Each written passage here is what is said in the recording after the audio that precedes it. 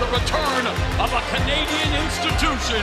Maple Leaf Pro Wrestling is back. Tell a friend. Sold out crowd shaking. Welcome to the Monday, March 17 edition of the Maurologue. Big shout out to everyone who tuned in for Maple Leaf Pro Wrestling's back-to-back nights of action on Triller TV over the weekend. I always have a blast doing my first love, pro wrestling play-by-play. The two-night event, billed as a mayhem, featured a lot of mayhem, and it was highlighted by an NWA World's Heavyweight Championship match last Friday night as current champion Tom Latimer staved off the challenge of Bishop Dyer, formerly known as Baron Corbin, in WWE. The National Wrestling Alliance is currently owned by Smashing Pumpkins frontman Billy Corgan, who is 58 today. He's going to party like it's 1979. My second cousin Stephanie is also celebrating her B-Day today. Happy birthday, Steph. Speaking of celebrating, it is St. Patrick's Day, the only day when everyone suddenly discovers their Irish roots and green beer becomes a food group. What started as a solemn feast honoring Ireland's patron saint has evolved into a global spectacle of parades, pints, and questionable dance moves. Chicago, the aforementioned Billy Corgan's hometown, turns its river green.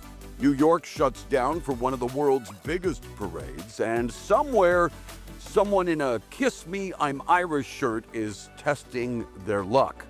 Whether you're here for the history, the Guinness, or just an excuse to wear or smoke a ridiculous amount of green, enjoy the chaos. Slancha!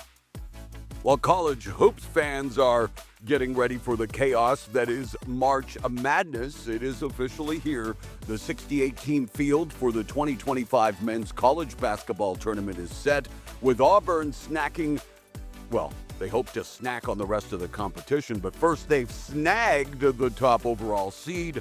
Duke, Houston, and Florida join them as the other numero UNOs, but the real headline, the SEC's absolute takeover. 14 teams in the bracket. That's a record haul after the conference's expansion to 16 teams this season. Meanwhile, coaching legend Rick Pitino made history, becoming the first to lead 6 different programs to the big dance, with St. John's landing a number 2 seed.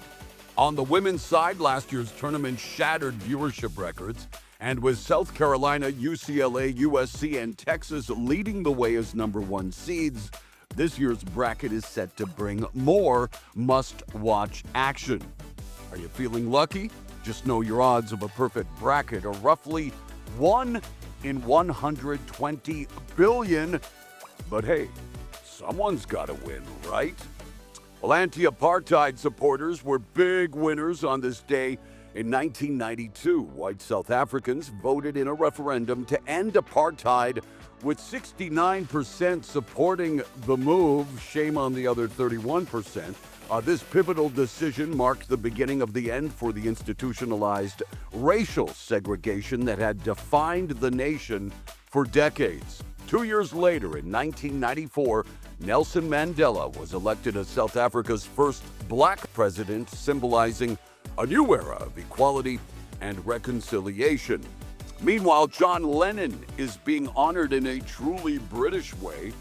A special commemorative coin marking what would have been his 85th birthday on October 9 of this year. The legendary Beatle, whose music continues to inspire generations, joins an elite club of icons immortalized by the Royal Mint. Whether you're a collector or just a Beatles fan wanting a little piece of musical history, this coin is a perfect tribute to Lennon's timeless legacy. Well, Ted Lasso's legacy as a feel-good comedy is secure, and I have great news to share. Ted Lasso is officially returning for season 4. After months of speculation and enough cryptic answers to fill a Roy Kent press conference, Apple TV Plus has confirmed that Jason Sudeikis will once again don the mustache, and bring his signature optimism back to AFC Richmond. While details are scarce, Sudeikis teased that this season is all about leaping before you look, which sounds like classic Ted Lasso logic, because if there's one thing this show does best, it's making us believe in the impossible.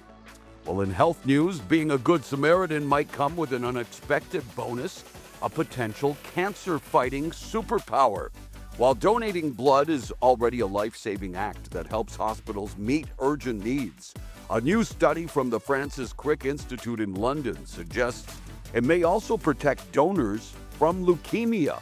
Researchers found that frequent donors, those who give blood 3 times a year for 40 years, develop genetic changes in their blood stem cells that could help prevent certain cancers. Essentially, the process of regularly renewing blood cells appears to favor beneficial mutations over harmful ones. As senior researcher Dominique Bonnet put it, this is a real-time example of how our genes interact with our environment as we age.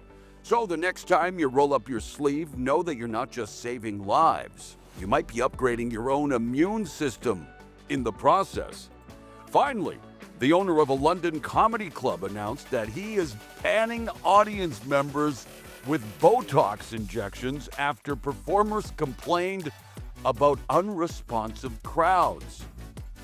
Try saying that with a straight face. Today's motivation comes from Mary Davis, an author and advocate for mindfulness and gratitude.